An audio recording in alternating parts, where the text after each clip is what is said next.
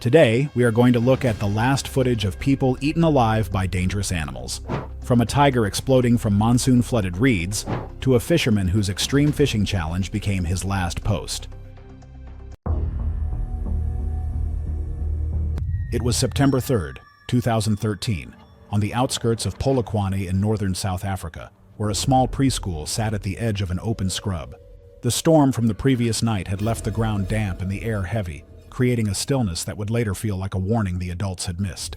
Talon Muro, 4 years old, was known among his family and teachers for his strong curiosity about animals and his tendency to wander toward anything that moved. His father worked long hours as a mechanic, and his mother was a classroom aide at a nearby primary school.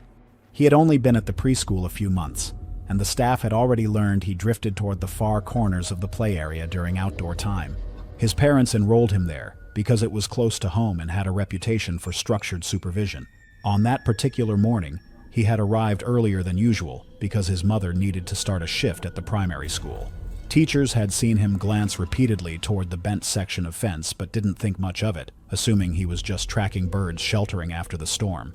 The damaged fence had been noted during morning inspection, but staff decided to report it after classes, believing it posed no immediate risk. Beyond the fence, the vegetation held more scent and movement after rainfall, and the wind carried the earthy smell of wet ground. The area had long been known to attract small carnivores seeking insects or resting cover. Honey badgers in that region typically ranged between 20 and 30 pounds, low to the ground with strong forelimbs, loose skin, and powerful jaws, capable of applying focused bite pressure. They were known for aggressive responses when cornered or defending territory, and breeding pairs sometimes stayed together during rearing periods, but coordinated attacks on humans were extremely rare. Their defensive strategies relied on rapid bursts of force, repeated biting, and unrelenting persistence until a threat backed away. During free play, teachers concentrated on the central courtyard where most of the children congregated around swings and a plastic climbing frame. They did not immediately notice when Talon slipped through the narrow gap in the fence to follow the birds that had hopped along the scrub. CCTV footage later showed him walking toward the brush with slow, focused steps, pausing once to look back before continuing. A faint movement appeared in the vegetation seconds before he reached it, one badger briefly emerging from cover. The footage captured the moment the honey badger reacted defensively. It lunged toward the open space where Talon stood, likely perceiving sudden movement as a threat. The badger struck, driving its body into his side and knocking him onto the damp soil. In the recording, his arms flailed upward as he hit the ground.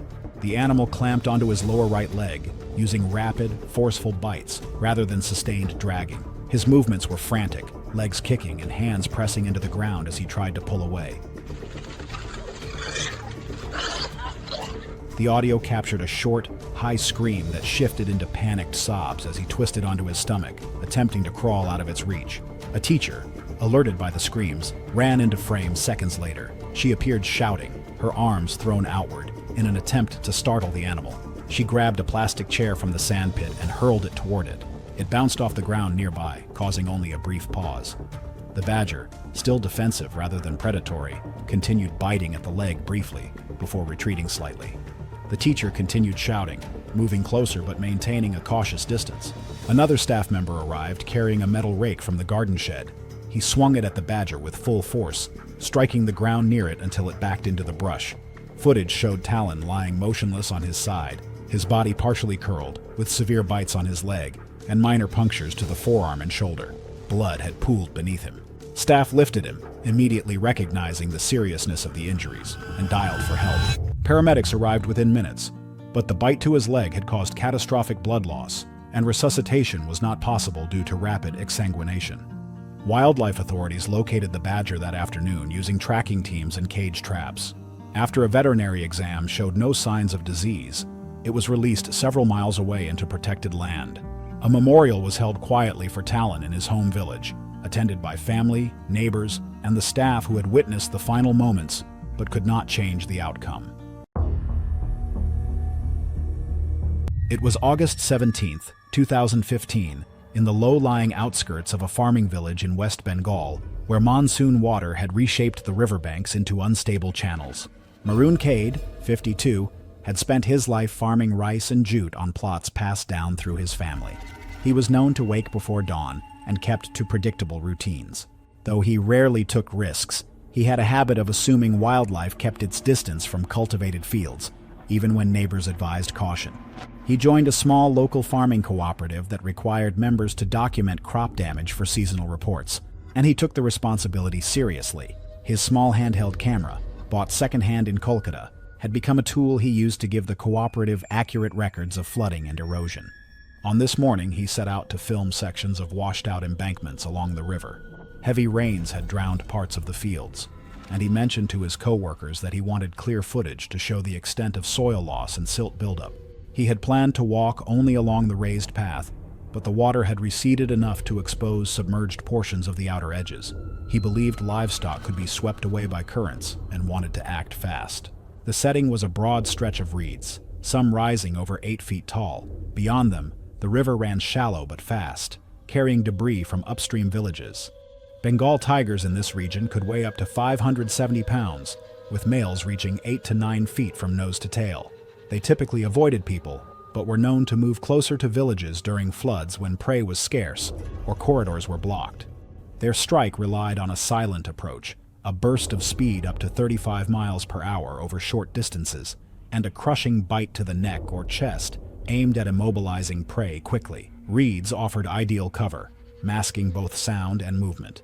In the days prior, 2 families had reported hearing low growls near the riverbank at night, but no one had seen the animal responsible. A herder mentioned fresh drag marks near the reeds where one of his goats had gone missing. Forest guards had circulated a general advisory to stay away from tall vegetation until the waters receded. Maroon heard the warnings, but assumed they referred to areas deeper in the forest, not the edges of agricultural land.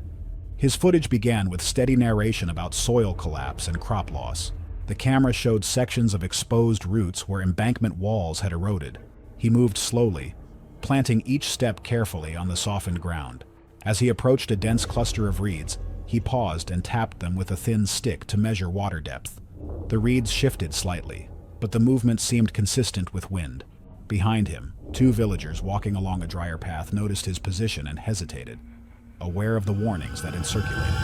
The attack began with a sudden, heavy rustling that broke from deep inside the reeds. The sound was recorded clearly, sharp, abrupt, and followed by a low thud. The tiger erupted from cover in a forward lunge, its forelimbs extended and its head low. The camera captured only a blurred surge of orange and black before the impact knocked Maroon backward, with the majority of the attack quickly obscured by reeds. Villagers later described seeing the tiger's shoulders contract as it drove into him with full weight, sending both into the mud. The camera fell sideways, landing at a tilt that showed only a portion of the scene, reeds swaying violently and streaks of color moving past the lens. The audio picked up one short, startled shout from Maroon before the tiger clamped onto his upper chest and dragged him out of the frame. The compression forced air from his lungs with an audible exhale. The tiger immediately pulled Maroon into thicker reeds, with subsequent feeding occurring out of camera view. The villagers, approximately 40 yards away, stopped and retreated up the embankment. They reported hearing a low, sustained growl mixed with the sound of reeds snapping. One man attempted to shout for Maroon, but the vegetation blocked visibility. They could not see the tiger clearly, only glimpses of orange fur through dense reeds. The villagers ran back toward the main footpath to alert forest guards, who arrived nearly an hour later. By the time guards entered the reed bed, both Maroon and the tiger were gone. Drag marks and blood patterns showed the path taken deeper into the vegetation. Searchers followed the trail but lost it where the reeds widened into a flooded depression. 2 days later, partial skeletal and soft tissue remains were found on a raised patch of soil near the forest boundary, consistent with known tiger caching behavior. The incident received only brief mention in a Kolkata regional paper, overshadowed by ongoing monsoon coverage. The village held a small cremation at the edge of the fields, attended quietly by family and cooperative members who had watched Maroon document the very damage that had drawn him into the reeds. It was June 4, 2016, just after sunrise off the rocky shoreline of Gansby, South Africa, where the sea surface looked calm but carried a quiet heaviness that hinted at movement far below. Aaron Dahl, 27, lived in a modest shared flat in Hermanus and shaped surfboards for a small local shop. His income was inconsistent, especially during winter months when tourism slowed, but he was known for being diligent and willing to take small custom jobs that others refused. Surfing was his release, a routine he protected even when time was tight. He rarely surfed crowded spots, preferring quieter breaks where he could test board designs. Recently, he had mounted a waterproof action camera with secure mounts on the nose of a mid-length board to evaluate how the rails held under different speeds. He planned to record a few runs, review the footage at home, and refine a prototype he hoped to sell before peak season. He was not inexperienced. He followed basic ocean safety, checked tide tables and currents, and usually avoided offshore winds that created choppy conditions. But he also tended to assume that risk was consistent across familiar spots. Gansby is known for seasonal great white presence along seal routes running near shore, and local signage advised caution, yet surfers used the area often when conditions were calm. Aaron's habits made his decision understandable. Visibility looked reasonable, swells were clean, and other surfers had left because a wind shift made their preferred peak less consistent. He focused on the technical details of his board, not on the wildlife patterns below him. Great white sharks in this region often patrol between kelp lines and deeper channels, using the dim water beneath surfers to silhouette prey against the surface. They can exceed 16 feet in length, accelerate quickly from below, and use vertical breaching as a tactic when targeting seals. Their bite force is strong enough to crush bone and sever limbs, and once committed to an upward strike, they often breach fully before descending again with the prey in their jaws. A local surf club post and beach signage had warned of increased activity in colder waters during the early morning hours. But Aaron had not checked the post. He relied more on wind and swell charts than on wildlife reports. When he arrived at the beach, he saw two shore anglers repositioning their gear away from the deeper section of water, but he assumed they were chasing a different current. He slipped into the water, paddled past the first kelp bed, and settled into a steady pace toward the outer line. His footage showed calm paddling, occasional glances toward the horizon, and the smooth lift of approaching swells. He paused several times, adjusting his angle to catch a cleaner line. The camera captured nothing unusual, only green water beneath him and distant gull calls, with a slight offshore wind rustling the surface. As he moved farther outside, the surface quieted again. The swell spacing increased, and his board rose and fell in slow, predictable motion. The anglers on shore noticed him shift farther from the main break, but they continued watching their lines. The attack began from directly below. The footage first recorded a dark shadow forming beneath the nose of the board, moving upward with accelerating speed. The shadow expanded rapidly, its outline broad and rising. The moment before impact, the camera captured the board beginning to tilt as water pressure shifted beneath it. The strike came as a vertical surge from depth. The shark hit with full momentum, driving its head and upper body out of the water. Its jaws closed around Aaron's left arm and mid-torso, lifting him completely into the air. The force snapped the board in half at the midpoint, scattering fiberglass fragments and sending a spray of water outward. The camera, still attached to the broken front section, tumbled as it hit the surface, angling upward just enough to record Aaron being pulled down past it in a widening plume of red. Underwater, the footage showed turbulent motion, sediment rising, bubbles, and intermittent flashes of the shark's pale underside.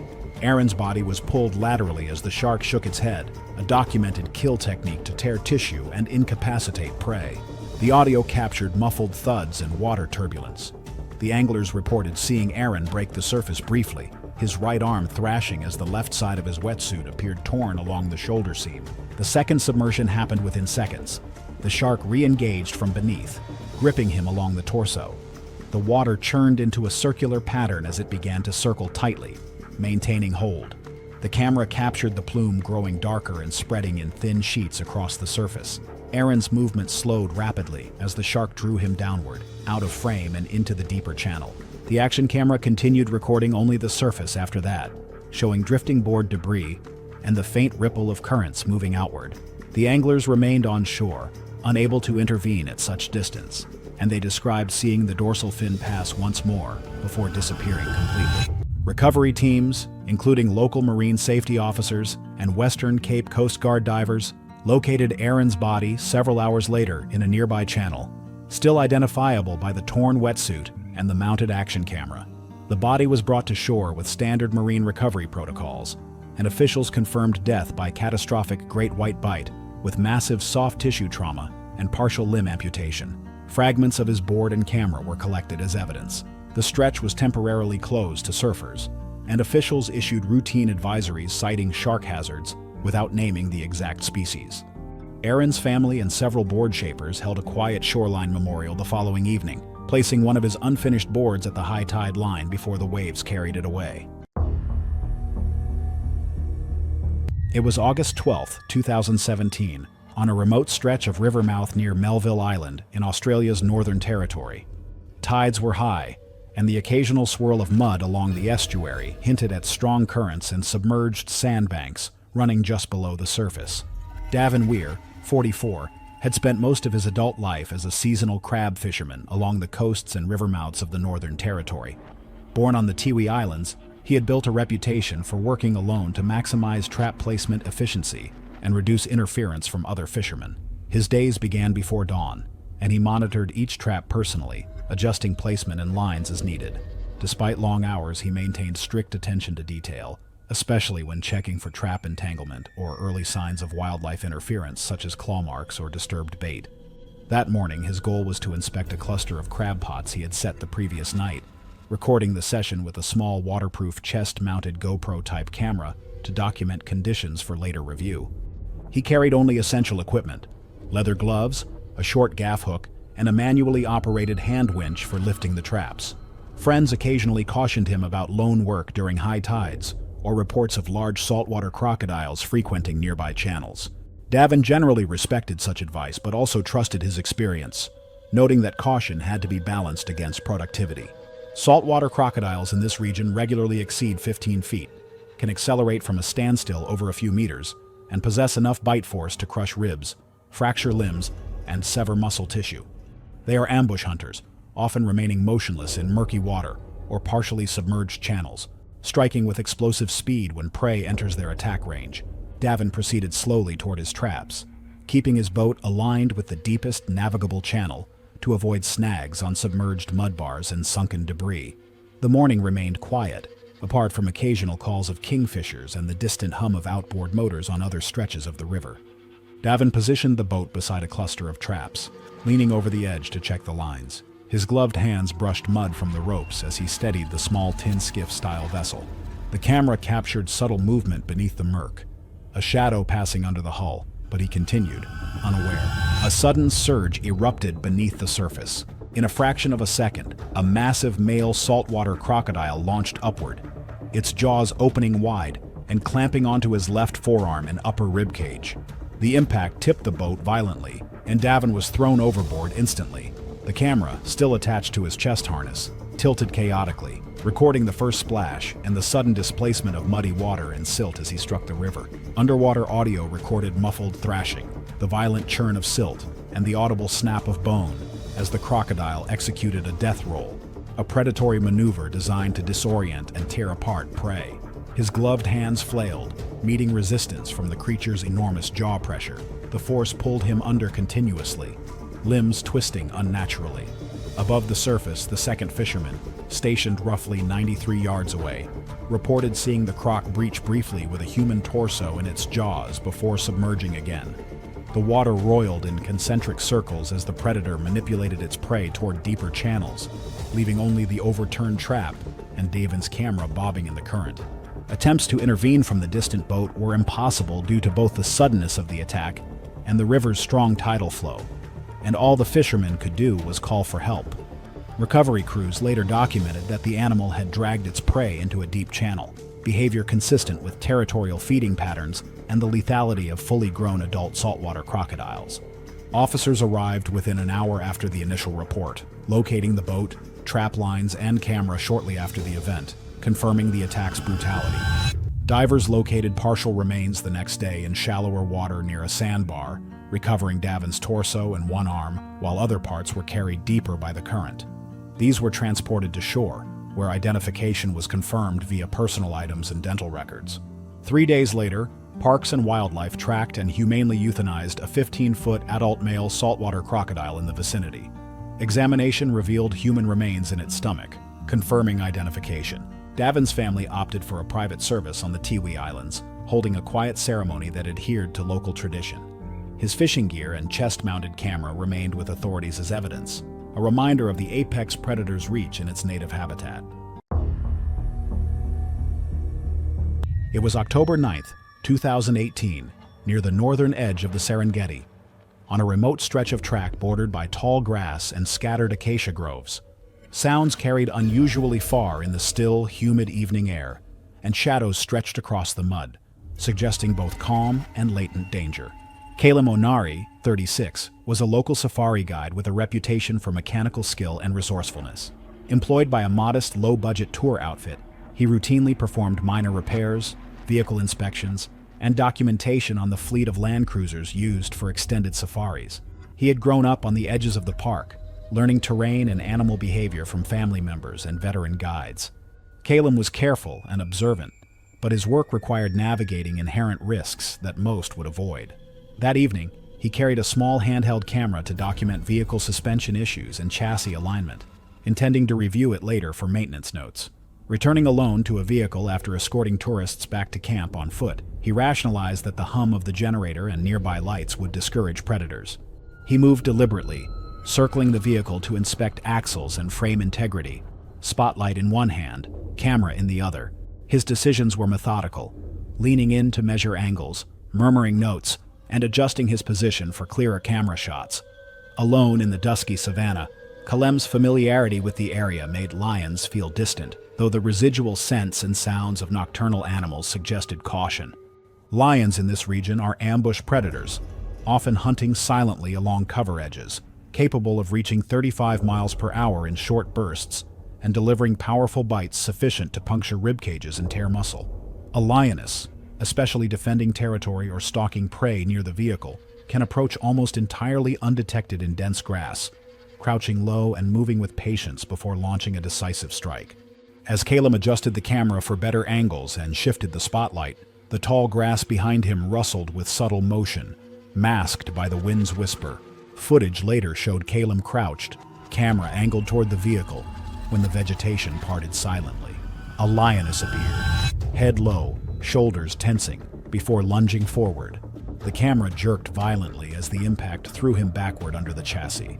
Audio captured a snarl, Calum shouting, and the metallic clang of the spotlight as it hit the ground. The lioness clamped onto his upper thigh, then shifted, biting into his abdomen. The camera tilted, capturing glimpses of mud, the vehicle undercarriage, and streaks of tawny fur amid the violent thrashing. The lioness dragged him partially out from under the chassis, shaking and twisting with precise, short bursts of force to disorient and disable. Another lion, likely a nearby male or subadult from the pride, grabbed his left arm, typical opportunistic predatory behavior when a solitary human is present. Both predators engaged in coordinated feeding motions, a natural extension of their hunting behavior. The camera captured torn clothing, splayed limbs, and rapid body rotations in the cramped space. The scene lasted only seconds on video, but showed every motion, initial impact, twisting, shaking, and the gradual loss of human resistance. Camp staff, approaching with flashlights from roughly 200 yards away, saw brief glimpses of tawny fur and flailing limbs, and smelled the sudden metallic tang of blood on the air. By the time they reached the site, both lions were feeding, dragging portions of Calum's body clear of the vehicle. A single warning shot into the air caused them to retreat, leaving him motionless in the mud. One staff member immediately radioed the central outpost while others ran toward the scene, shouting for help. Responders recovered Calum's body, partially intact but showing catastrophic trauma from multiple lion bites, including deep punctures to the torso and limbs, consistent with large felid predation. Identification was confirmed with clothing and personal items, and the body was transported to the nearest ranger station for formal documentation and release to family. Rangers tracked the pride for several days but determined the attack was opportunistic, triggered by the sudden presence of a solitary human within striking distance. No lions were euthanized, consistent with wildlife conservation policy in the Serengeti. A Kiswahili language radio bulletin briefly reported a guide fatality near camp, omitting details on predator species for safety and cultural sensitivity. Calum's family arranged a small private burial near Arusha, adhering to local custom and keeping the ceremony discreet. It was October 14, 2017, and the sprawling grounds of Wild Heart Tiger Sanctuary outside Austin, Texas, basked under the golden afternoon sun. The 200-acre facility housed over 30 rescued big cats in custom-built enclosures surrounded by double-fenced barriers and security cameras. The peaceful atmosphere was punctuated by the distant sounds of construction equipment from a nearby building project, creating an unusual backdrop of industrial noise against the sanctuary's natural setting. Rachel Kim, a 27-year-old freelance photographer from Seattle, had traveled over 1,200 miles to document the sanctuary's conservation efforts. For her growing Instagram following of 4,200 dedicated supporters, Rachel specialized in big cat photography and had built her reputation by capturing intimate portraits that other photographers couldn't achieve. Her fearless approach and calm demeanor around dangerous predators had earned her access to sanctuaries across the country.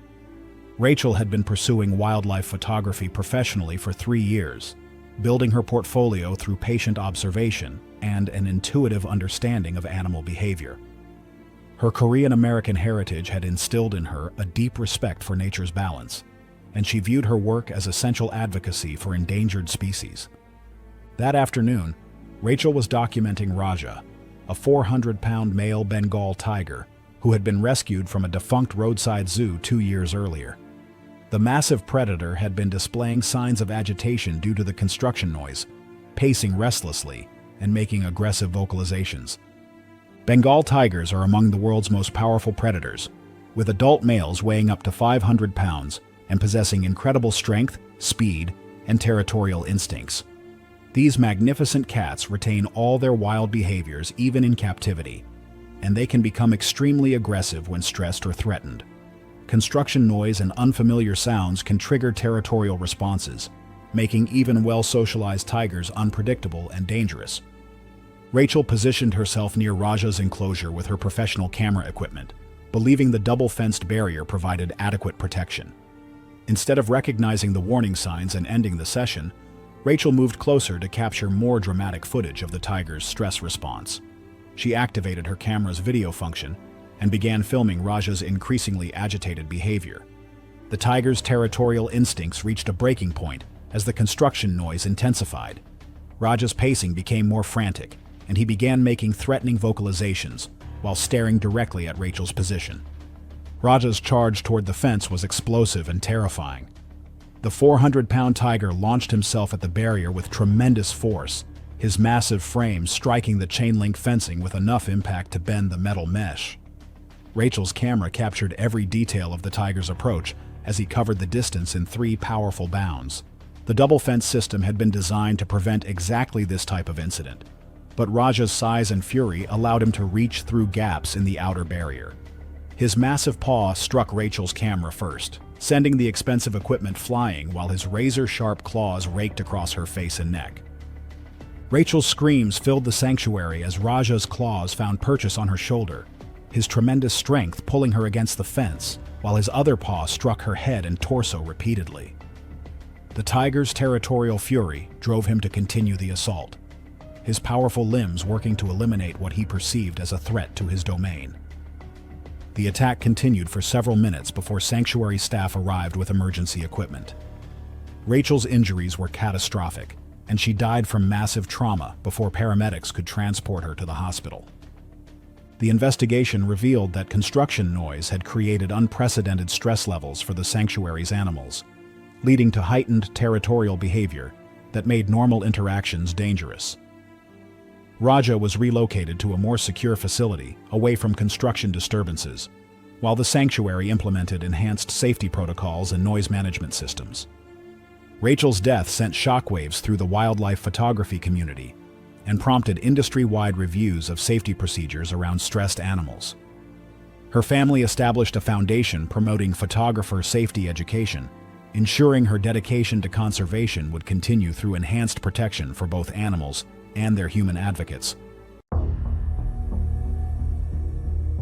It was July 8, 2015, and the Pacific Ocean stretched endlessly beyond Surf Beach, California, its surface painted in shades of gold and crimson by the rising sun.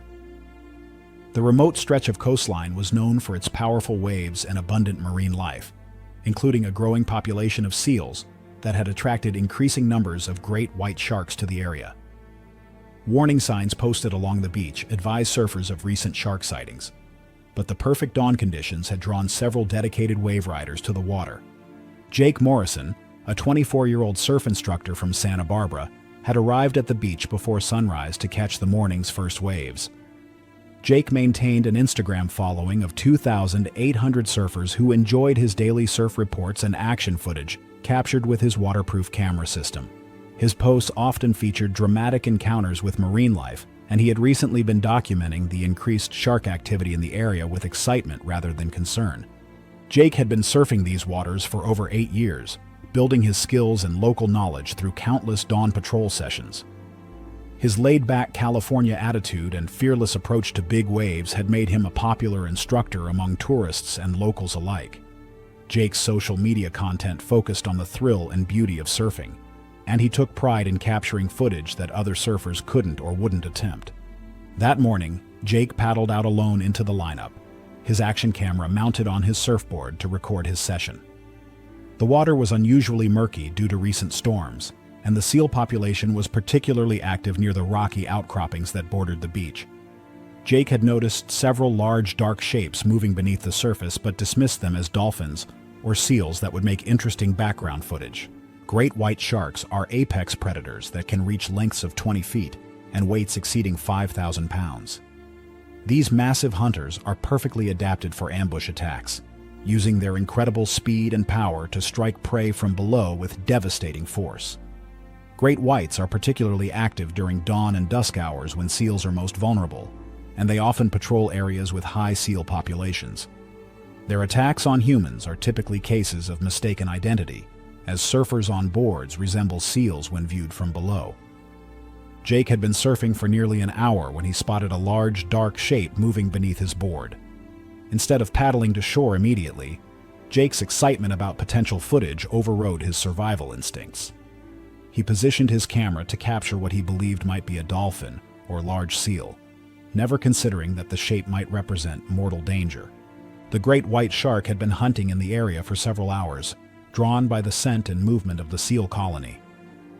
The massive predator had been tracking Jake's movements from below, and the surfer's decision to remain stationary above the shark triggered its attack response. The 18-foot female launched herself toward the surface with explosive power. Jake's camera captured the moment the great white breached near his position. Its massive jaws opened wide and rows of razor-sharp teeth clearly visible. The footage shows Jake's shocked reaction as he realized the true nature of his situation, but his response came too late to avoid the inevitable collision. The shark's massive head struck Jake's surfboard with tremendous force, splintering the fiberglass and foam construction while its powerful jaws clamped down on Jake's left leg.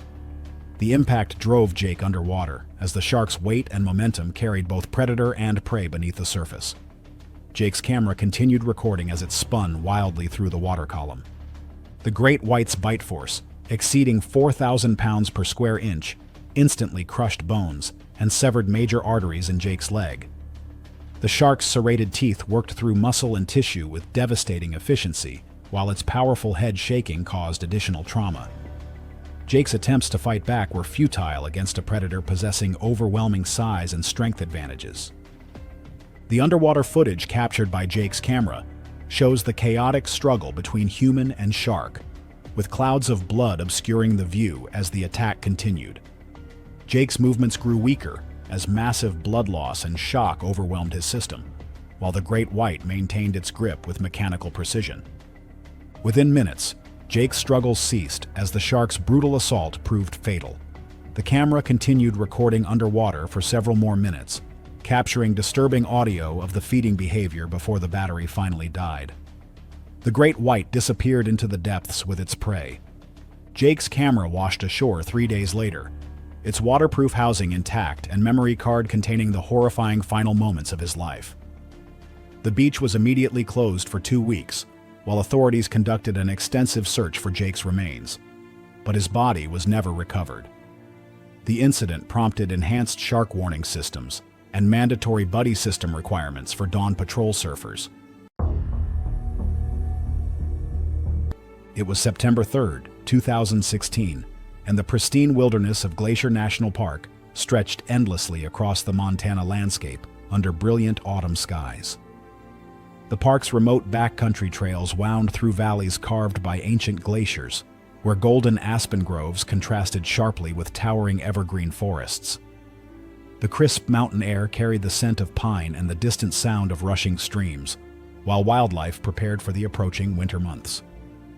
Maria Santos, a 31-year-old nature blogger from Denver, was 3 days into a solo backpacking trip through the park's most remote wilderness areas. Maria maintained a blog with 1,900 followers who enjoyed her authentic approach to documenting solo female hiking adventures.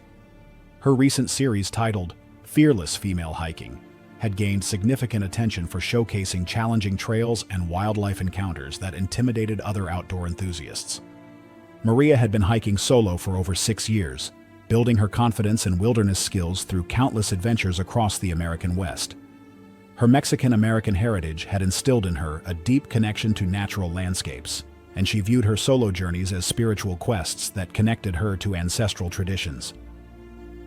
That afternoon, Maria was hiking through a remote alpine meadow when she discovered a grizzly bear family foraging in the late summer vegetation. The sight of the massive mother bear with her 2 cubs represented exactly the type of authentic wildlife encounter that her followers craved. Grizzly bears are among North America's most dangerous predators, with adult females weighing up to 400 pounds and possessing incredible strength and speed. Mother bears with cubs become exponentially more aggressive and territorial, viewing any human presence as a potential threat to their offspring. These protective instincts override any natural fear of humans, and mother bears will attack without warning to defend their young. Maria positioned herself on a small rise overlooking the meadow, approximately 75 yards from the bear family. She began narrating her encounter for the camera, describing the bear's behavior and her excitement at witnessing such an intimate family scene. As the cubs played and foraged, Maria gradually moved closer to capture better footage, not realizing she was violating the critical safety distance. The mother bear had been aware of Maria's presence from the moment she entered the meadow, but as Maria moved closer and one of the cubs wandered in her direction, the mother bear's protective instincts activated immediately. Maria's camera was recording when the mother bear's demeanor changed from calm foraging to aggressive alertness. The footage shows the bear's ears flattening against her head and her massive frame rising to full height as she assessed the threat level. The grizzly's charge across the meadow was swift and terrifying. The 350-pound mother bear covered the distance to Maria's position in seconds, her powerful legs propelling her massive frame with surprising speed. Maria's camera captured her own panicked attempt to retreat while still holding the recording device. The footage shows Maria stumbling backward over the uneven terrain while the bear closed the distance with relentless determination. The mother bear's massive paw struck Maria's back with bone-crushing force, driving her face first into the rocky ground while razor-sharp claws raked across her spine and shoulders. The impact knocked the camera from Maria's grip, but it continued recording from its position on the ground, capturing audio of the brutal attack that followed. The grizzly's powerful jaws clamped down on Maria's neck, her crushing bite force fracturing vertebrae and severing vital arteries. The mother bear's territorial fury drove her to continue the assault until she was certain the threat to her cubs had been eliminated. Within minutes, Maria's movements ceased as the grizzly's brutal attack proved fatal. The bear remained near Maria's body for several more minutes, ensuring the threat was neutralized before returning to her cubs. Hikers discovered Maria's body and camera equipment 2 days later when she failed to check in at the designated ranger station. The disturbing footage provided investigators with a complete record of the encounter, revealing how Maria's gradual approach had triggered the mother bear's defensive response. The bear family was tracked but left undisturbed, as the mother had been acting within normal protective behavior patterns. Maria's death devastated the solo hiking community and prompted enhanced educational programs about wildlife safety and proper distance protocols. The park implemented new requirements for solo hikers in grizzly habitat, including mandatory bear spray and communication devices. It was April 19, 2014, and the humid Florida air hung heavy over the grounds of Sunshine Primate Sanctuary, a 50-acre facility dedicated to rescuing and rehabilitating chimpanzees retired from research and entertainment industries. The sanctuary's naturalistic enclosures were designed to provide the primates with enriching environments while ensuring visitor and staff safety through multiple barrier systems. The afternoon sun filtered through the canopy of oak and palm trees, creating dappled shadows across the facility's walkways. Kevin Walsh, a 29-year-old veterinary student from the University of Florida, was completing his weekend volunteer shift at the sanctuary while documenting primate behavior for his educational social media content. Kevin maintained a modest following of 1,500 people who appreciated his scientific approach to animal behavior and conservation education. His posts often featured insights into primate intelligence and emotional complexity that helped humanize these remarkable creatures. Kevin had been volunteering at the sanctuary for over a year, building relationships with both staff and animals while gaining valuable experience with exotic species. His veterinary training had given him a solid foundation in animal behavior and safety protocols, but his gentle demeanor and academic approach sometimes led him to underestimate the raw power and unpredictability of wild animals, even those in captivity. That afternoon, Kevin was conducting routine maintenance near the chimpanzee enclosures when he noticed Caesar, a 150-pound adult male, displaying signs of distress. The massive chimp was pacing aggressively and making threatening vocalizations, while other chimps in the enclosure remained calm. Kevin saw this as an educational opportunity to document primate emotional responses and began filming with his smartphone. Adult male chimpanzees are among the most dangerous animals in captivity, possessing the strength of 5 grown men combined with unpredictable temperaments that can shift from calm to violent without warning. Caesar weighed 150 pounds of pure muscle, with long arms capable of incredible reach and hands that could grip with crushing force. Chimpanzees have powerful jaws filled with sharp teeth, and they instinctively target the face, hands, and genitals during attacks. Kevin positioned himself near Caesar's enclosure, speaking in calm, educational tones for his camera while describing the chimp's agitated behavior. He moved closer to the barrier to capture better footage, believing his gentle approach and familiar presence would keep Caesar calm. What Kevin failed to recognize was that Caesar's agitation stemmed from territorial stress caused by construction work on a nearby enclosure. Kevin's phone was recording when Caesar's behavior escalated from agitation to explosive aggression. The footage shows Kevin continuing his educational narration, even as the massive chimp approached the barrier with obvious hostile intent. Caesar's eyes locked onto Kevin's position, and his aggressive vocalizations intensified as he recognized a target for his territorial fury. The attack came with lightning speed and devastating force. Caesar's massive arm shot through a gap in the enclosure barrier, his powerful hand clamping down on Kevin's shoulder with crushing grip strength exceeding 1,800 pounds per square inch. The impact pulled Kevin against the fence while Caesar's other hand reached for his head and neck. Kevin's phone captured his shocked reaction as Caesar's incredible strength dragged him against the barrier. The chimp's long fingers found purchase on Kevin's face and scalp, his razor-sharp fingernails raking across skin while his powerful grip prevented any possibility of escape. The footage shows Kevin's desperate struggle as Caesar's hands worked with methodical brutality, targeting his face, neck, and hands with the precision of a predator that understood human vulnerability. Kevin's screams for help echoed across the sanctuary as Caesar's territorial fury drove him to continue the attack with relentless intensity. Other volunteers heard Kevin's cries and rushed to the scene, but Caesar's aggressive posture made immediate intervention extremely dangerous. Kevin's movements grew weaker as massive blood loss and trauma overwhelmed his system. Kevin died from his injuries before paramedics could stabilize him for transport to the hospital. His phone was recovered with the disturbing footage intact, providing investigators with a complete record of how quickly the situation had deteriorated. Caesar was eventually sedated and relocated to a more secure facility with enhanced barriers and stricter interaction protocols. The investigation revealed that construction noise had created unprecedented stress levels among the primates, leading to heightened territorial behavior that made normal interactions deadly.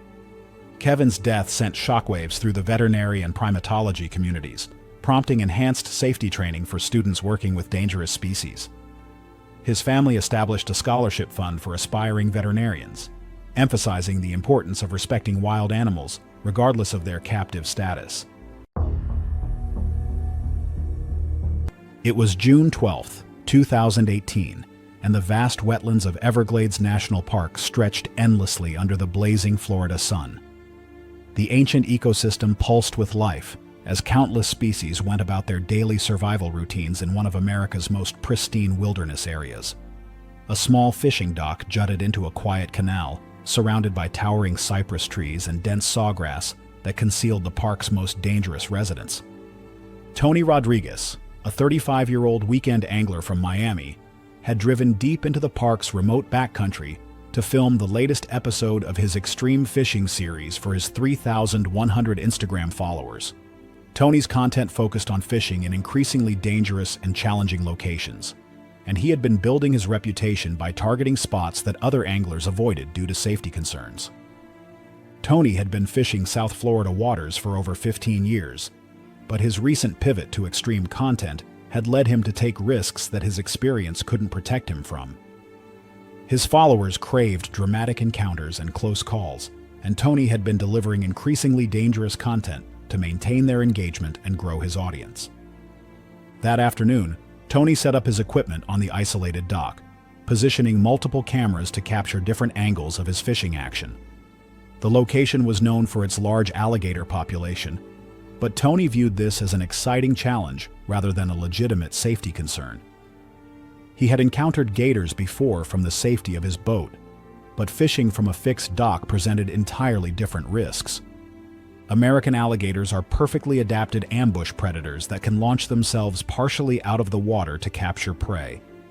Adult males can reach lengths of 14 feet and weights exceeding 1,000 pounds, with explosive power that allows them to breach the surface with devastating force. Their territorial nature makes them particularly aggressive around feeding areas, and they view any disturbance in their domain as either prey or competition to be eliminated. Tony had been fishing for nearly 2 hours when his heavy tackle rod bent dramatically.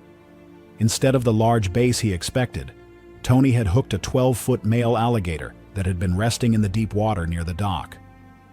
Rather than cutting his line immediately and retreating to safety, Tony saw an opportunity for the most dramatic content of his career. Tony activated his phone's video function and began narrating the encounter, describing his excitement at hooking such a massive predator. The alligator's initial response was to dive deeper and attempt to break free, but the heavy fishing line held firm.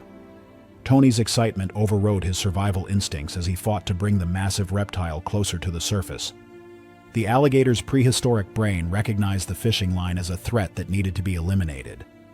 The massive predator began swimming toward the source of its irritation, using its powerful tail to propel its 800-pound frame through the water with surprising speed. Tony's camera captured the moment the gator's massive head broke the surface near the dock. Instead of immediately cutting his line and retreating, Tony leaned over the dock's edge to get better footage of the surfaced alligator. His phone recorded the massive reptile's approach as it swam directly toward the dock, its small eyes focused on the source of its discomfort. Tony's excited narration continued even as the alligator closed the distance with obvious aggressive intent.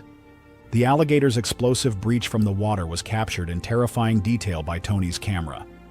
The massive predator launched itself partially onto the dock with tremendous force, its powerful jaws snapping shut just inches from Tony's position. The impact of 800 pounds of muscle and fury striking the wooden structure sent vibrations through the entire dock. Tony's attempt to jump backward came too late, as the alligator's momentum carried it further onto the dock than either predator or prey had anticipated. The massive reptile's jaws clamped down on Tony's leg just below the knee, its crushing bite force instantly shattering bones and severing major arteries.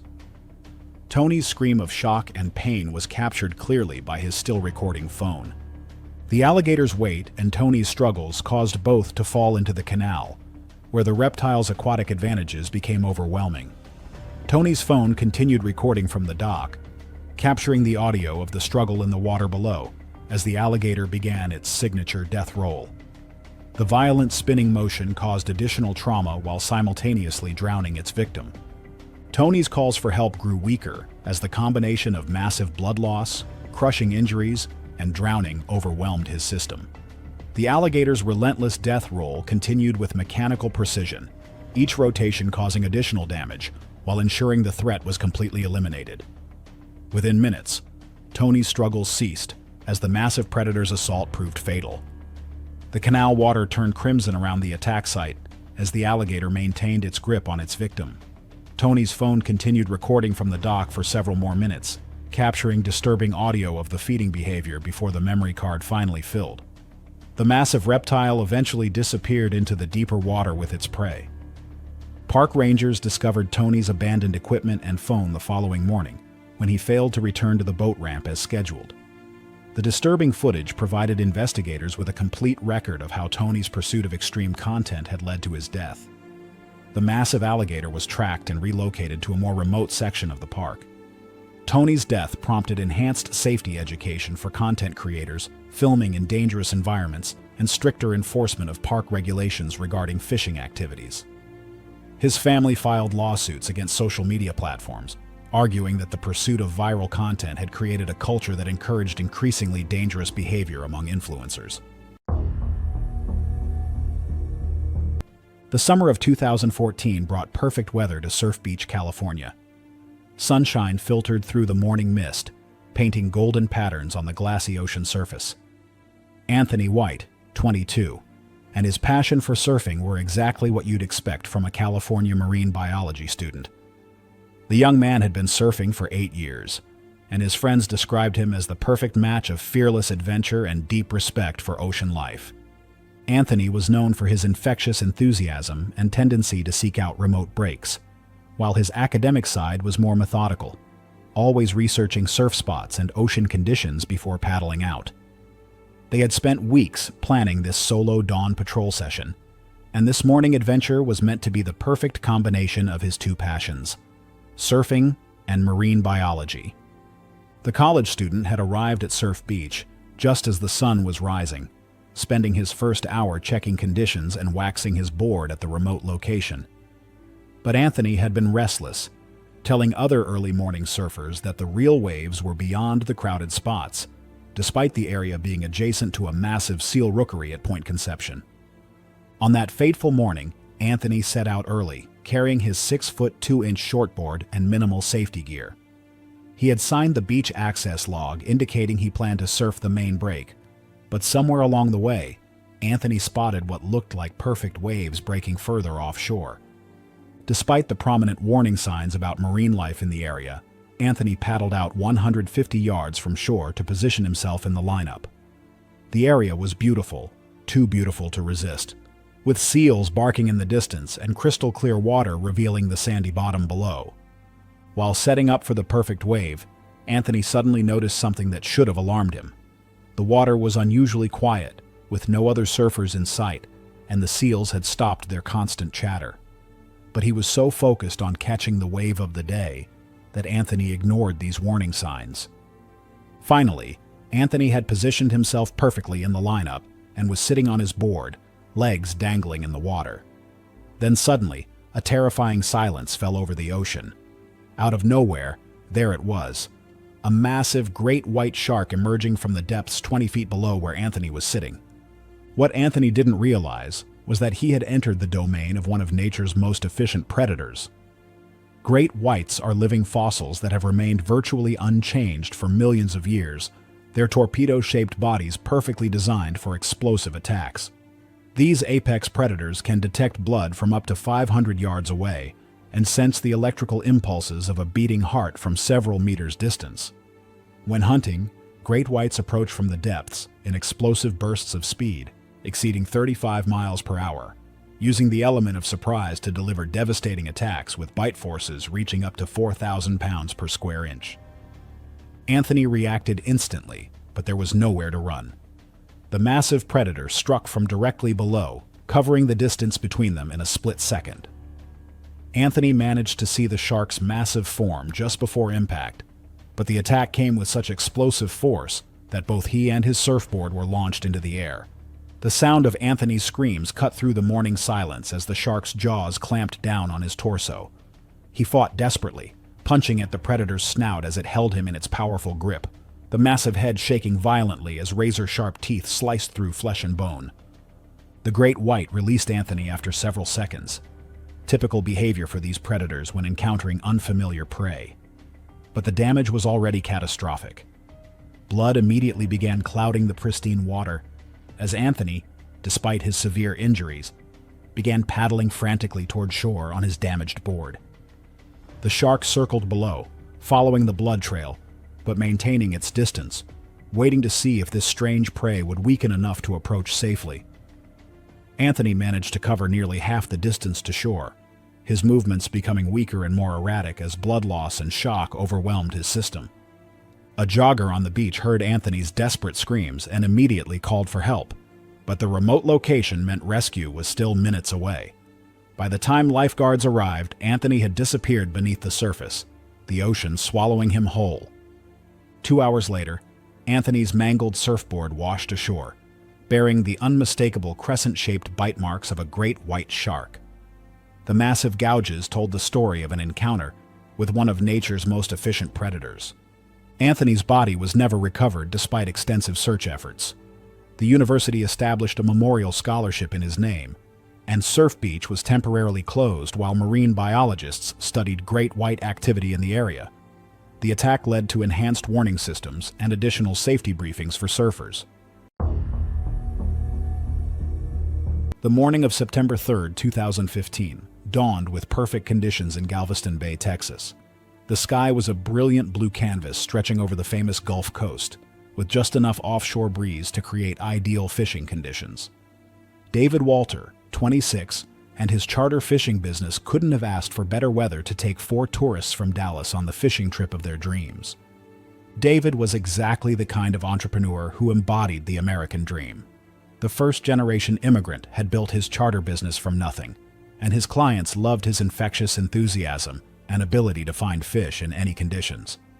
Friends described him as methodical and safety-conscious, always checking his equipment twice, but also driven by an almost obsessive desire to give his customers the perfect fishing experience. The Dallas tourists were celebrating a bachelor party, and David had promised them action in the productive waters near the Galveston jetties. They had spent their first few hours on the water pulling in red snapper and speckled trout, with David expertly managing the boat while the cooler filled with their catch. David had navigated to his favorite fishing spot just 1 mile offshore, where the depth dropped to 25 feet and attracted schools of bait fish and the predators that hunted them. The tourists were having the time of their lives, already talking about booking another trip. But as they prepared to move to a new location for the afternoon bite, disaster struck. The boat's engine coughed, sputtered, and died completely, leaving them drifting in the strong Gulf current toward the busy shipping channel. David immediately diagnosed the problem, a clogged fuel filter that should have been a simple fix. But as he worked on the engine, the boat's anchor began dragging in the powerful current. The situation was becoming dangerous, and David knew he had to act fast. Local charter captains had warned about recent unusual activity in the area, but such warnings were common in Texas waters. The water had been murky since recent storms, making it harder to see what might be lurking beneath the surface. David had fished these waters for years without incident, and he reasoned that the popular fishing spot would be safe with other boats nearby. With his clients growing nervous about their drifting boat, David made a fateful decision. He stripped down and dove overboard to manually reset the anchor, hoping to stabilize their position while he fixed the engine. What David didn't know was that he had entered the hunting grounds of one of the Gulf's most dangerous predators. Bull sharks are among the most adaptable killers in the ocean, equally at home in saltwater and freshwater environments. These stocky, powerful hunters possess specialized kidneys that allow them to regulate salt levels in their blood, enabling them to swim far up rivers and into freshwater lakes where other sharks cannot survive. This unique adaptation means bull sharks can appear virtually anywhere there's water, from the open ocean to golf course ponds miles inland. Their aggressive temperament and willingness to investigate anything in their territory makes them responsible for more unprovoked attacks on humans than any other species except great whites. With a bite force of 1,350 pounds per square inch and electroreceptors that can detect electrical fields from several meters away, bull sharks employ a relentless bite and release pattern, striking multiple times with the tenacity of a pit bull until their prey stops moving. David worked underwater to free the stuck anchor, but the current was stronger than expected, and the anchor had become wedged in debris. The 7-foot bull shark had been patrolling the fishing grounds for hours, drawn by the chum slick created by David's successful charter. The predator's incredibly acute senses detected the electrical fields generated by David's rapidly beating heart and the scent of blood from hundreds of yards away. What happened next occurred with shocking speed. David never saw the shark coming through the murky water.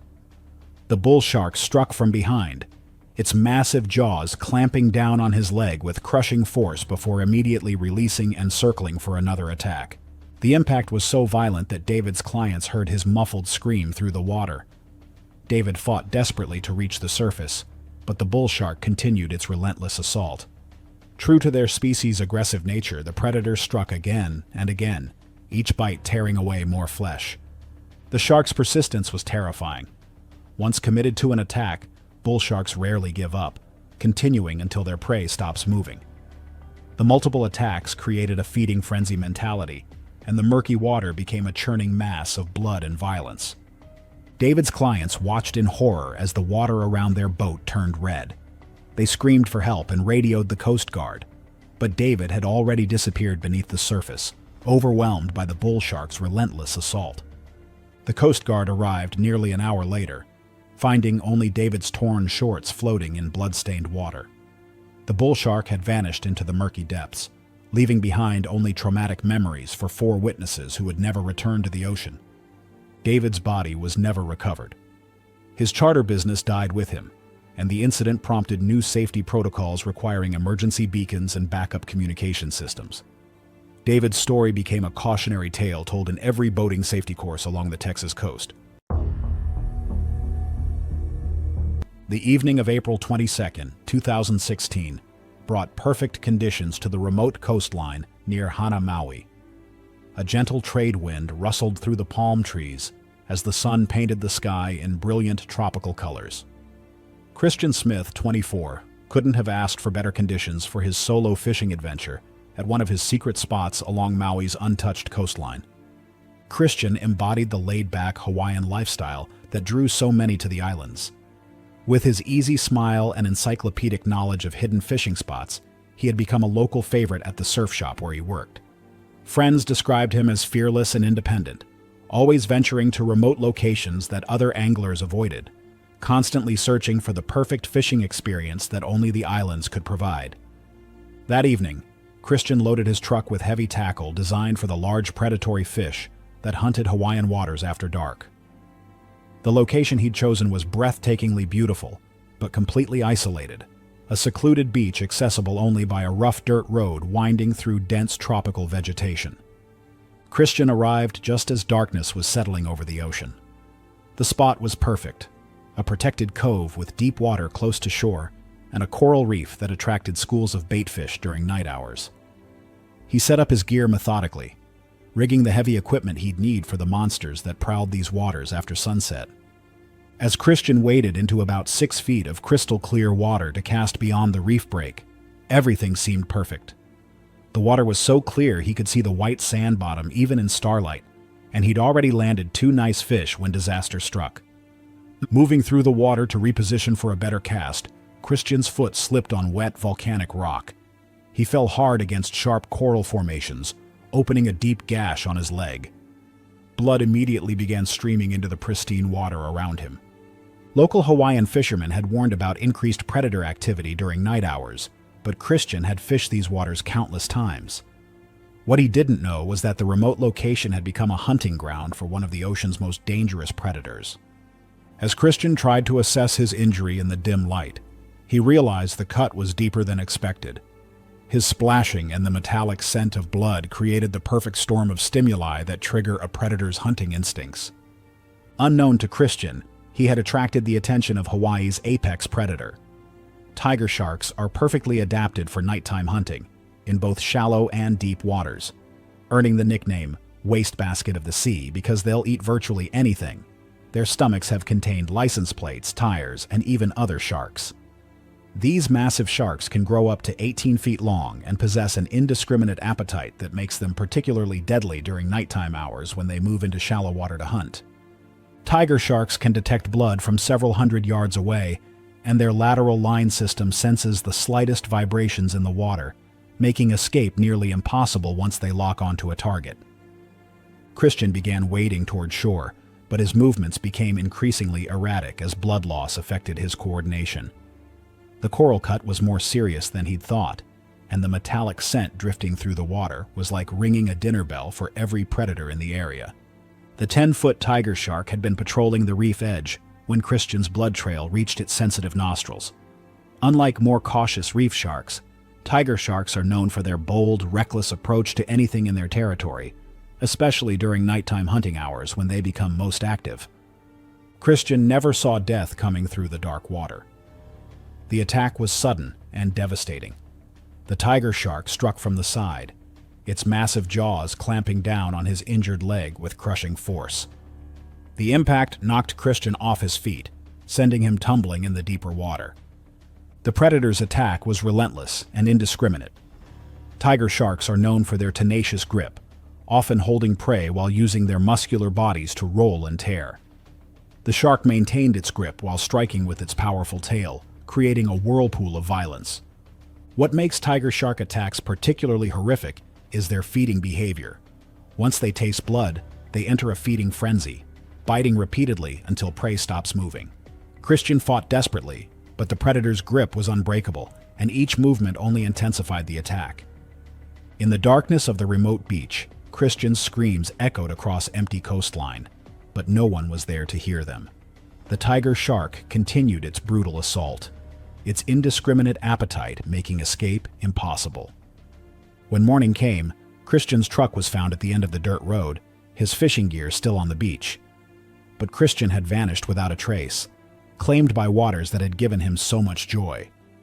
His disappearance sparked a massive search involving helicopters and hundreds of volunteers. His body was found 4 days later on a beach 8 miles away.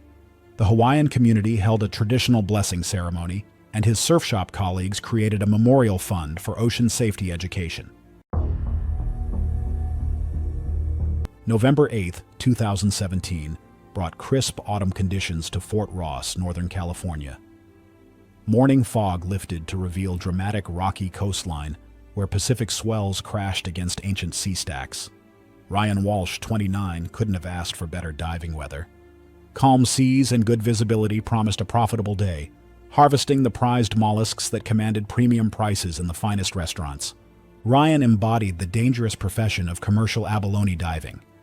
His weathered hands and sun-damaged face told the story of 6 years spent in frigid Pacific waters, freediving to depths that would terrify recreational divers.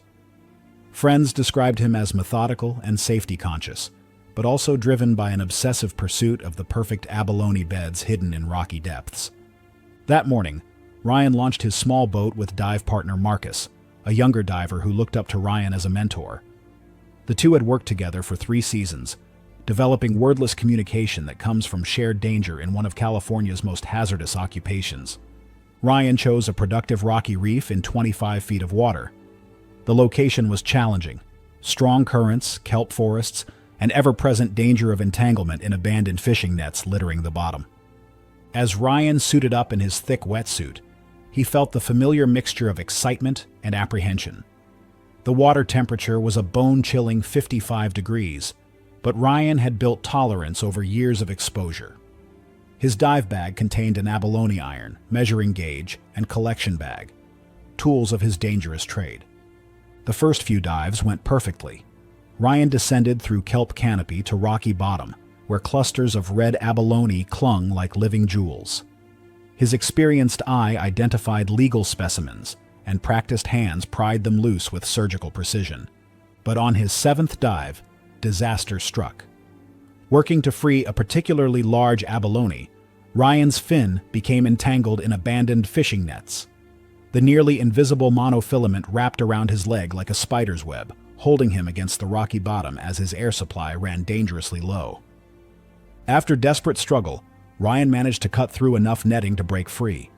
He made an emergency ascent, lungs burning as he fought through kelp toward sunlight. When he finally surfaced, he was exhausted, disoriented, and dangerously far from his boat. What Ryan didn't realize was that his distressed movements had attracted the attention of California's apex predator. Great whites are living fossils that have patrolled these waters for millions of years, perfectly adapted to hunt in the kelp forests where seals and sea lions congregate. These massive sharks typically reach 12 to 16 feet and can weigh over 3,000 pounds. Their torpedo-shaped bodies capable of explosive bursts exceeding 35 miles per hour that launch them completely from water. Their incredible sensory system allows them to detect electrical fields from several meters away and track blood trails from 500 yards distance. During autumn, mature great whites patrol Northern California in greater numbers, following migration patterns of their preferred prey. These sharks are incredibly intelligent, capable of learning and adapting hunting strategies, making them unpredictable and extremely dangerous to humans who venture into their territory. Marcus, watching from 300 yards away, immediately recognized something was wrong. Ryan floated motionless at the surface, clearly in distress. Marcus started the engine and raced toward his partner, but the distance seemed impossibly far. The 13-foot great white had been patrolling kelp beds when it detected Ryan's emergency ascent. The shark's acute senses picked up electrical impulses from his rapidly beating heart, scent of abalone in his collection bag, and erratic movements of a creature in distress, all triggers activating predatory instincts. Ryan never saw the attack coming. The great white struck from below with devastating force, massive jaws clamping down on his torso with bite force reaching 4,000 pounds per square inch, slicing through wetsuit into vital organs. The shark's initial bite was exploratory, typical great white behavior with unfamiliar prey, but damage was already catastrophic. The predator released Ryan and circled back, following the blood trail as Ryan struggled to stay afloat. His thick wetsuit provided some protection, but the shark's teeth had penetrated deep enough to cause massive internal bleeding. Ryan's screams echoed across water as he fought to reach his partner, but strength rapidly faded from blood loss. Marcus reached Ryan within minutes, pulling his bloodied partner from water with desperate strength. Ryan was conscious but fading fast, wetsuit torn and bloody. Marcus radioed for emergency assistance while applying pressure to wounds, but they were miles from help. Despite heroic first aid efforts, Ryan died from massive blood loss 20 minutes after the attack. The Coast Guard helicopter arrived 45 minutes later, but far too late. Ryan's death sent shockwaves through California's small abalone diving community. The state implemented new safety regulations, and Marcus became a dive safety instructor. The beds at Fort Ross were temporarily closed, while biologists studied great white activity. August 14, 2013, brought perfect conditions to Jupiter Inlet, Florida. Morning sun sparkled on emerald Atlantic waters as gentle swells created ideal visibility for the annual South Florida spearfishing tournament. Alex Paul, 33, couldn't have asked for better conditions for one of the region's most prestigious underwater hunting competitions. Alex embodied the passionate dedication of Florida's spearfishing community. The construction foreman from Miami spent weekends freediving in crystal-clear waters, honing breath-holding abilities and perfecting aim with spear guns. Though not professional, his natural athleticism and years of experience earned respect among the tight-knit fraternity. That morning, Alex joined 40 competitors at the tournament briefing. Target species included cobia, kingfish, and grouper, prized game fish commanding high point values.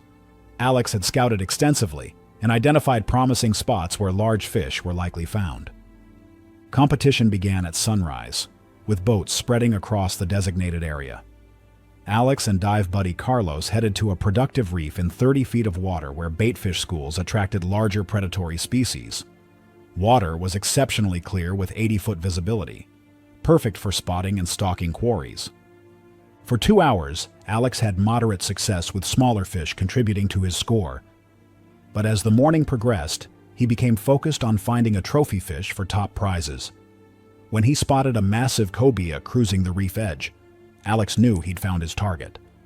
The cobia was magnificent, easily 50 pounds and worth maximum tournament points. Alex hyperventilated to extend bottom time, then dove to intercept the fish's path. His shot was perfect, striking just behind the gills, but the wounded fish immediately took off for deeper water. In excitement over such a prize specimen, Alex became separated from Carlos and other divers, finding himself alone in an isolated reef section. The wounded cobia's struggle created a significant blood trail as Alex fought to control the powerful fish. When Alex finally surfaced with his prize, he was bleeding from cuts caused by sharp fins and exhausted from the underwater battle. The combination of fish blood and human blood, along with continued struggles of the dying cobia, created perfect stimuli triggering predatory instincts of every shark in the vicinity. What Alex didn't realize was that he had attracted one of Florida's most dangerous predators. Bull sharks are perfectly adapted to the state's warm coastal waters, possessing remarkable adaptation that allows them to survive in both saltwater and freshwater. These powerful hunters typically reach 6 to 8 feet and have specialized kidneys that regulate salt content in their blood, enabling them to appear anywhere from open ocean to golf course ponds miles inland. Their incredible sensory system allows them to detect vibrations from struggling fish hundreds of yards away and sense electrical fields from several meters distance. Unlike other shark species that may be more cautious around humans, bull sharks are known for their bold, direct approach to potential food sources, often competing directly with spear fishermen for their catch. Their aggressive nature and opportunistic feeding behavior, combined with their ability to strike repeatedly rather than bite once and retreat, makes them one of the most feared predators in American waters. The 7-foot bull shark had been patrolling the reef when blood scent reached its nostrils from hundreds of yards away. The predator's acute senses detected electrical fields generated by both the struggling fish and Alex's rapidly beating heart. Alex saw the shark approaching and tried releasing his catch, hoping to distract the predator with wounded cobia. But bull sharks are opportunistic feeders with insatiable appetite, and multiple potential prey items only intensified aggressive behavior. Instead of taking the offered fish, the bull shark struck directly at Alex, massive jaws clamping down on his leg with crushing force. The attack was swift and brutal. The bite severed major blood vessels, and the predator's characteristic multiple strikes caused massive tissue damage. Alex fought desperately, punching at the shark's snout while trying to reach his dive knife. But the bull shark's aggressive nature meant continued assault with relentless determination, striking again and again until water turned crimson. Other tournament divers, alerted by commotion and spreading blood slick, raced toward Alex's location. They found him floating unconsciously, spear gun and wounded cobia drifting nearby. The bull shark had vanished, leaving only devastating evidence of its attack. Despite immediate first aid and Coast Guard helicopter evacuation, Alex died from massive blood loss during the 40-minute flight to trauma center. The tournament was canceled, and the spearfishing community mourned one of their most respected members. Alex's death led to enhanced safety protocols in tournaments. New requirements mandated closer proximity to dive buddies, and organizers began providing emergency response training. The association established a memorial fund promoting safer diving practices. It was August 15, 2016, and the vast expanse of Lake Okeechobee stretched endlessly across the Florida landscape under a brilliant full moon. The massive freshwater lake, covering over 730 square miles, was dotted with fishing boats and lined with cypress trees whose Spanish moss swayed gently in the humid night breeze. The water's surface reflected the moonlight like scattered diamonds, while the sounds of night herons and bullfrogs created a symphony of wilderness activity. Robert Hayes, a 42-year-old construction worker from Fort Lauderdale, had driven 3 hours to reach his favorite fishing spot along the lake's remote northern shore. Robert had been making these weekend pilgrimages for over 15 years, seeking solitude and trophy bass to escape the stress of his demanding job managing construction crews in the bustling city. His weathered pickup truck was loaded with professional fishing equipment, worth thousands of dollars, testament to his serious dedication to the sport. Robert had grown up fishing the canals and lakes of South Florida with his father and grandfather, learning to read water conditions and fish behavior before he could properly tie his shoes. His success as an angler had made him somewhat legendary among his co-workers, who regularly requested fishing advice and begged for invitations to join his weekend expeditions. That evening, Robert had set up his elaborate fishing station on a small peninsula that jutted into the lake, providing access to deep water where large bass congregated during the cooler nighttime hours. His portable chairs, tackle boxes, and rod holders were arranged with military precision, while multiple lines extended into the dark water at carefully calculated angles. American alligators are apex predators that have dominated Florida's freshwater environments for millions of years, with adult males reaching lengths of 14 feet and weights exceeding 1,000 pounds. These ancient reptiles are most active during dawn and dusk hours, when they hunt for fish, birds, and small mammals alongside shorelines and in shallow water. Alligators are ambush predators that can remain motionless for hours before exploding into action with devastating speed. During nighttime hours, alligators become particularly bold and territorial, often approaching areas with human activity.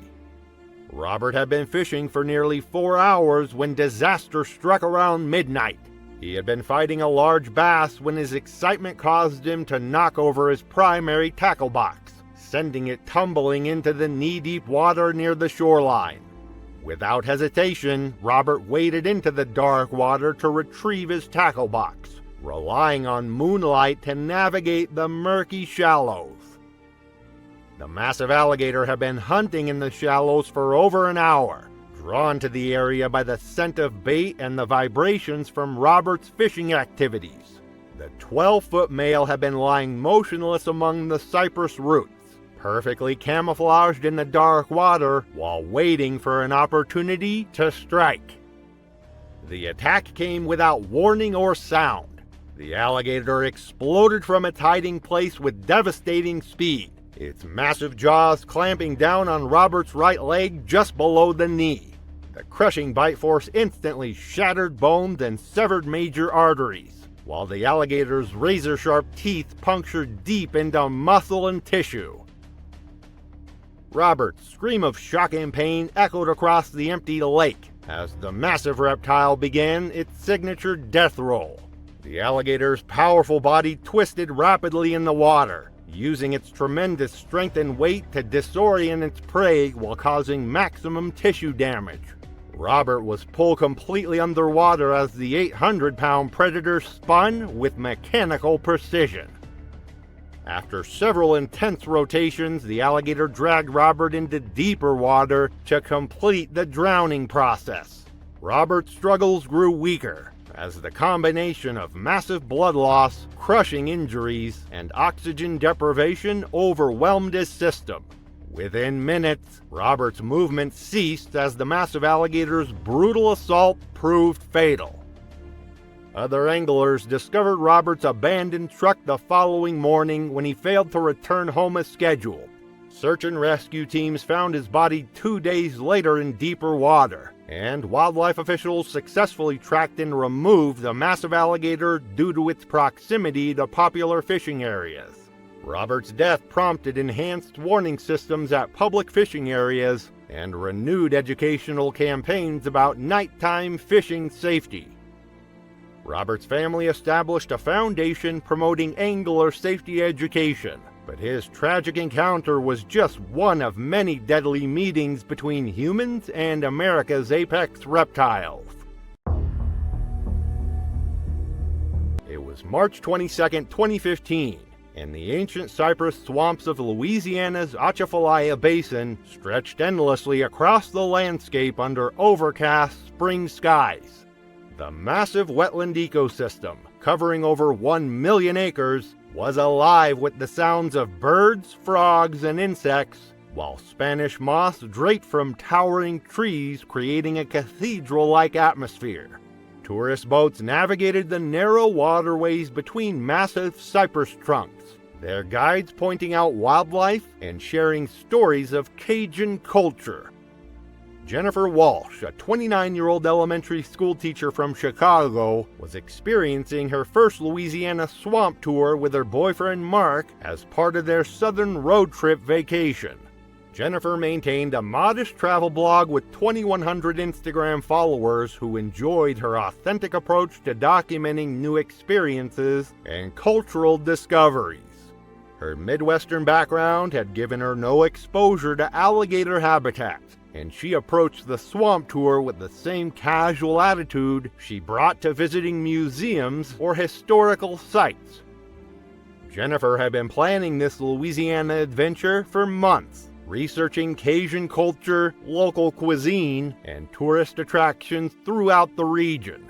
Her blog focused on authentic travel experiences rather than typical tourist destinations, and she was excited to share the unique ecosystem of the Atchafalaya Basin with her followers. Jennifer had purchased professional camera equipment specifically for this trip, and was determined to capture images that would set her content apart from typical tourist photography. That afternoon, Jennifer and Mark had joined a small group tour led by Captain Boudreau, a third-generation Cajun guide who had been navigating these waters for over 20 years. The experienced guide had repeatedly emphasized safety protocols during his pre-tour briefing, warning passengers to remain seated and keep hands inside the boat at all times. Jennifer had listened politely, but treated the warnings as standard liability precautions rather than serious safety concerns. The tour had been progressing smoothly for nearly an hour when Captain Boudreau spotted a large alligator floating approximately 20 feet from their boat. The massive reptile appeared completely motionless, its eyes and nostrils barely visible above the dark water's surface. Jennifer immediately began photographing the magnificent predator, excited to capture close-up images of her first wild alligator encounter. Jennifer became increasingly frustrated with the distance between the boat and the alligator, believing she needed closer shots to create compelling content for her blog. Despite Captain Boudreau's repeated warnings to stay seated, Jennifer began leaning farther over the boat's side to get better angles for her photographs.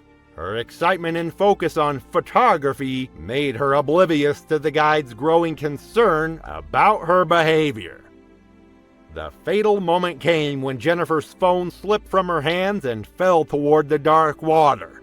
Without thinking, she lunged forward and extended her arm over the boat's edge in a desperate attempt to catch her expensive device before it disappeared into the swamp. Her sudden movement and extended arm created the perfect opportunity for the alligator's lightning-fast attack. The massive alligator exploded from the water with devastating speed, its powerful jaws clamping down on Jennifer's extended arm just above the wrist. The crushing bite force instantly shattered bones and severed major arteries, while the alligator's momentum pulled Jennifer partially over the boat's side. Her screams of shock and pain filled the swamp as the 10-foot predator began dragging her toward the water. Mark and Captain Boudreau immediately grabbed Jennifer's legs and torso, desperately trying to pull her back into the boat while the alligator maintained its crushing grip on her arm. The tug-of-war lasted only seconds. The alligator's superior strength and leverage in its aquatic environment made the outcome inevitable. Jennifer's arm was nearly severed at the wrist as the reptile's teeth worked through bone and tissue. The alligator's powerful tail thrashed violently as it pulled Jennifer completely into the murky water, her blood creating a crimson cloud around the attack site. Captain Boudreau grabbed his emergency pole and struck at the alligator, but the massive reptile had already dragged Jennifer beneath the surface and disappeared into the maze of cypress roots and submerged logs. Jennifer's struggle ceased within minutes as the alligator's death roll and drowning tactics proved fatal. The dark swamp water concealed the final moments of the attack, leaving Mark and the other passengers in stunned silence as Captain Boudreau radioed for emergency assistance. Search teams recovered Jennifer's body later that day, and the tour company implemented stricter safety protocols, including physical barriers and enhanced passenger restraint systems. Jennifer's death prompted industry-wide reviews of swamp tour safety procedures and enhanced training for guides working with inexperienced tourists. Her family filed lawsuits against the tour company, arguing that inadequate safety measures had contributed to the tragedy.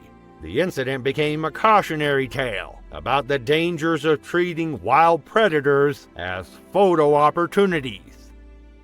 Still, Louisiana swamps weren't the only places where people underestimated the speed and power of these ancient predators. It was June 8, 2017, and the manicured fairways of Naples Grand Golf Club stretched across the southwest Florida landscape under brilliant summer sunshine.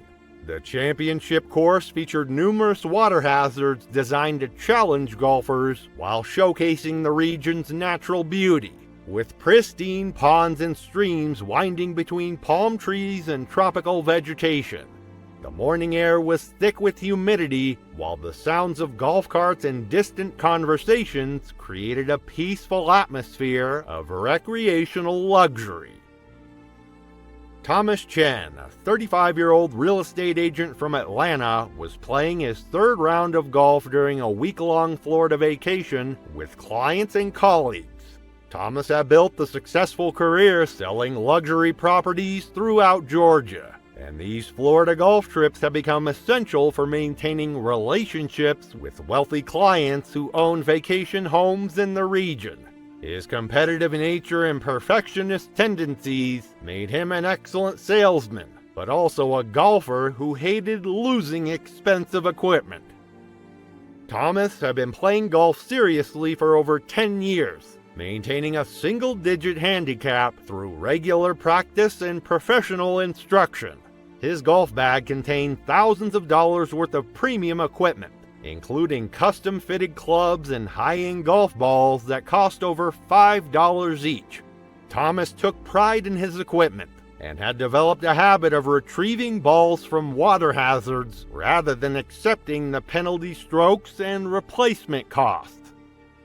That morning, Thomas was playing alone as part of an early tee time, enjoying the peaceful course conditions before the Florida heat became unbearable.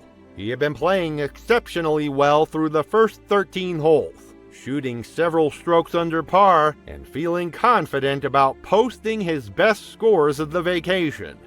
The 14th hole featured a challenging approach shot over a large pond that had claimed countless golf balls over the years. Thomas's approach shot had started perfectly but caught a gust of wind and splashed into the pond, just short of the green. The expensive ball was clearly visible in the shallow water near the pond's edge, appearing easily retrievable to Thomas. He had successfully retrieved balls from similar situations dozens of times at various Florida courses and considered himself knowledgeable about alligator behavior and safety. What Thomas failed to notice were the fresh warning signs that course maintenance had posted that very morning after spotting a large alligator in the pond during their routine inspection. The bright yellow signs were positioned near the tee box and cart path, but Thomas had been focused on his shot selection and missed the crucial safety information. The 10-foot alligator had claimed the pond as its territory and had been resting motionless near the spot where Thomas's ball had landed. Thomas parked his golf cart near the pond's edge and waded confidently into the knee-deep water, his golf shoes providing good traction on the sandy bottom.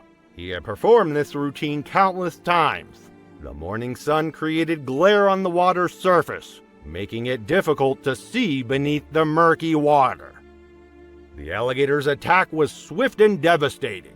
The massive reptile had been lying motionless in the shallow water, perfectly camouflaged among the pond's natural vegetation and debris. Thomas's entry into the water triggered the alligator's territorial instincts, and the predator exploded into action with lightning speed. The alligator's massive jaws clamped down on Thomas's right leg just below the knee, its crushing bite force instantly shattering bones and severing major arteries. Thomas's scream of shock and pain echoed across the golf course as the 600-pound reptile began its signature death roll, spinning rapidly in the shallow water while maintaining its devastating grip. The death roll dragged Thomas completely underwater as the alligator used its tremendous strength to disorient and drown its prey. Thomas's golf clothes were shredded by the reptile's razor-sharp teeth, while the violent spinning motion caused massive internal trauma and blood loss. The clear pond water turned crimson as the attack continued with mechanical brutality. After several intense rotations, the alligator held Thomas submerged while completing the drowning process. Thomas's struggles grew weaker as the combination of crushing injuries, blood loss, and oxygen deprivation overwhelmed his system. Within minutes, his movement ceased as the alligator's brutal assault proved fatal. Course security discovered the scene an hour later during their routine patrol, finding Thomas's golf cart abandoned near the pond and evidence of the violent attack in the bloodied water. The golf course was immediately closed while wildlife officials captured and relocated the massive alligator. Enhanced warning systems and physical barriers were installed around all water hazards following the incident.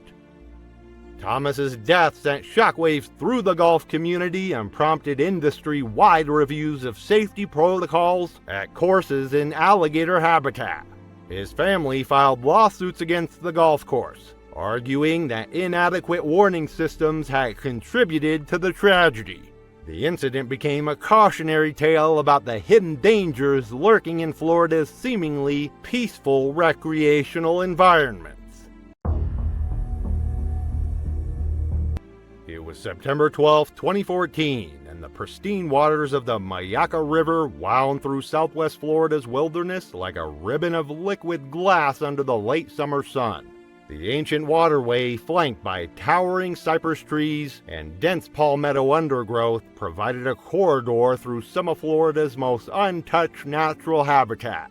Spanish moss draped from massive oak trees, creating a canopy that filtered the afternoon light into dancing patterns on the water's surface, while the calls of herons and ibises echoed through the humid air. Amanda Foster, a 31-year-old registered nurse from Tampa, was enjoying her monthly kayaking adventure with her husband Steve, a tradition they had maintained for over 3 years. Amanda worked long shifts at Tampa General Hospital's emergency department, and these weekend river trips provided essential stress relief from her demanding career, saving lives in one of the city's busiest trauma centers. Her Instagram account with 1,800 followers documented their outdoor adventures throughout Florida's state parks and waterways. Amanda had discovered kayaking during her nursing school years as a way to maintain physical fitness and mental health during the intense academic program. Her natural athleticism and competitive spirit had made her an accomplished paddler, capable of navigating challenging water conditions that intimidated less experienced kayakers. She and Steve had explored dozens of Florida rivers and springs, building expertise in reading water conditions and wildlife behavior. That afternoon, the couple had launched their kayaks from the Myakka River State Park boat ramp, planning to paddle upstream through a section of river known for its pristine wilderness and abundant wildlife. American alligators become extremely territorial and aggressive during breeding season, which occurs from April through June in Florida. Female alligators construct large nests from vegetation and mud along riverbanks, where they lay 20 to 50 eggs that incubate for approximately 65 days. Mother alligators guard their nest with fierce dedication, attacking any perceived threat that approaches within 50 yards of their nesting site. These protective instincts make female alligators exponentially more dangerous than usual. Amanda and Steve had been paddling for nearly 2 hours when they encountered a section of river narrowed by fallen cypress trees and dense vegetation. The natural obstacle course required careful navigation, and Amanda's kayak became wedged against a partially submerged log near the eastern bank. Instead of waiting for Steve to assist her, Amanda decided to step out of her kayak into the shallow water to push it free from the obstruction. What Amanda couldn't see was the large alligator nest hidden in the dense vegetation just 15 feet from where she stepped into the water. The 9-foot female alligator had been guarding her nest for over a month, and her maternal instincts were at their peak as her eggs approached hatching time. Amanda's entry into the water triggered the female alligator's protective response immediately. The massive reptile exploded from her hiding place with devastating speed, her powerful jaws targeting Amanda's right leg as she stood in the knee-deep water. The crushing bite force instantly shattered bones and severed major arteries, while the alligator's momentum drove Amanda backward into deeper water. Steve watched in horror as the 400-pound alligator began her death roll, spinning rapidly while maintaining her crushing grip on Amanda's leg. Amanda's screams filled the wilderness as the violent rotation dislocated her hip and caused massive internal trauma. The clear river water turned crimson around the attack site as the alligator's razor-sharp teeth worked through muscle and bone. After several brutal rotations, the alligator dragged Amanda beneath the surface to complete the drowning process. Steve paddled frantically toward the attack site, but the alligator's superior strength and aquatic advantages made rescue impossible. Within minutes, Amanda's movement ceased, as the protective mother alligator's assault proved fatal. Search and rescue teams recovered Amanda's body several hours later, and wildlife officials marked the nesting area as off-limits for the remainder of breeding season. Amanda's death devastated the kayaking community and prompted enhanced educational programs about alligator nesting behavior and seasonal safety considerations. The state park implemented new warning systems and seasonal closures for sections of river with active nesting sites. Steve established a foundation promoting water safety education, ensuring Amanda's dedication to helping others would continue through enhanced protection for outdoor enthusiasts. It was November 3rd, 2018, and the pristine waters of Biscayne Bay stretched endlessly across the South Florida landscape under brilliant autumn sunshine.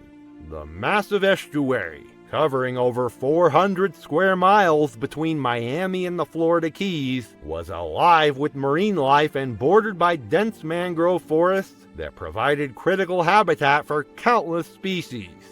The crystal clear water revealed seagrass beds and coral formations, while pelicans and frigate birds soared overhead in the warm tropical air. Carlos Rodriguez, a 28-year-old freelance photographer from Miami, had driven to a remote section of the bay seeking images of American crocodiles for a National Geographic submission. Carlos had built a following of 3,400 Instagram followers through his dramatic wildlife photography, specializing in close-up shots of Florida's most dangerous predators. His portfolio included stunning images of alligators, venomous snakes, and sharks that had earned recognition from several wildlife magazines. Carlos had been pursuing wildlife photography professionally for 2 years, building his reputation through fearless approaches to dangerous subjects that other photographers avoided. His Cuban-American heritage had given him a deep appreciation for South Florida's unique ecosystems, and he took pride in documenting species that most people would never see in the wild. Carlos had invested thousands of dollars in professional camera equipment and underwater housing systems. That morning, Carlos had received reports from park rangers about a massive American crocodile that had been spotted basking on mudflats in a remote section of Biscayne Bay. American crocodiles are much rarer than alligators in Florida, making them highly sought-after subjects for wildlife photographers. Carlos had been trying to photograph this particular species for months, and saw this as his opportunity to capture award-winning images. American crocodiles are significantly more aggressive and territorial than their alligator cousins, with adult males reaching lengths of 15 feet and weights exceeding 1,000 pounds. These apex predators inhabit saltwater and brackish environments throughout South Florida, where they establish territories that they defend with extreme violence. Unlike alligators, crocodiles are more likely to attack humans who enter their domain, and they possess superior speed and agility both in water and on land. Their narrow snouts are filled with razor-sharp teeth designed for gripping and tearing, while their powerful tails can deliver devastating blows. Carlos had been photographing from the mangrove shoreline for over an hour when he spotted the massive crocodile basking on a mudflat approximately 100 yards away. The 13-foot male was an exceptional specimen, easily the largest crocodile Carlos had ever encountered in the wild. His excitement at finding such a magnificent subject overrode his usual caution about maintaining safe distances from dangerous wildlife. Determined to capture ground-level shots that would showcase the crocodile's impressive size and prehistoric appearance, Carlos began wading into the shallow saltwater. The muddy bottom provided uncertain footing, but Carlos was focused entirely on his photography and failed to recognize that he was positioning himself between the crocodile and the deeper water that represented its escape route. The massive crocodile had been monitoring Carlos's approach with growing agitation, its territorial instincts triggered by the human's persistent presence in its domain. When Carlos moved into a position that blocked the reptile's access to deep water, the crocodile's defensive behavior shifted to aggressive action. The ancient predator recognized Carlos as a threat that needed to be eliminated immediately. The crocodile's charge was explosive and terrifying. The 12 Carlos's position. Carlos attempted to retreat but slipped on the treacherous mud and fell backward into the water, his expensive camera equipment scattering across the bay floor. The massive crocodile's jaws clamped down on Carlos's torso with devastating force, its crushing bite pressure instantly fracturing ribs and puncturing vital organs. Carlos's screams echoed across the empty bay as the crocodile began its death roll, spinning violently while maintaining its grip on his body. The saltwater turned crimson as the reptile's razor-sharp teeth worked through muscle and bone. The death roll continued with mechanical precision, each rotation causing additional trauma while the crocodile's powerful tail thrashed violently in the shallow water. Carlos's attempts to fight back were futile against a predator that had perfected its killing technique over millions of years of evolution. The combination of crushing injuries, blood loss, and drowning quickly overwhelmed his system. Within minutes, Carlos's struggle ceased, as the massive crocodile's brutal assault proved fatal. The ancient predator remained motionless in the bloodied water, guarding its territory while park rangers responded to reports of screaming from other visitors who had heard the attack from a distance. Wildlife officials found the scene an hour later, recovering Carlos's body and damaged camera equipment from the shallow bay. The massive crocodile was monitored but left in its natural habitat, as it had been defending its established territory within the protected ecosystem. Additional warning signs were posted at photography access points throughout the area. Carlos's death sent shockwaves through the wildlife photography community and prompted enhanced safety education for photographers working with dangerous species. His family established a scholarship fund for aspiring wildlife photographers, emphasizing the importance of respecting wild animals and maintaining safe distances. The incident became a cautionary tale about the dangers of prioritizing dramatic shots over personal safety. Thanks for watching. Want to watch more? Click on your screen now.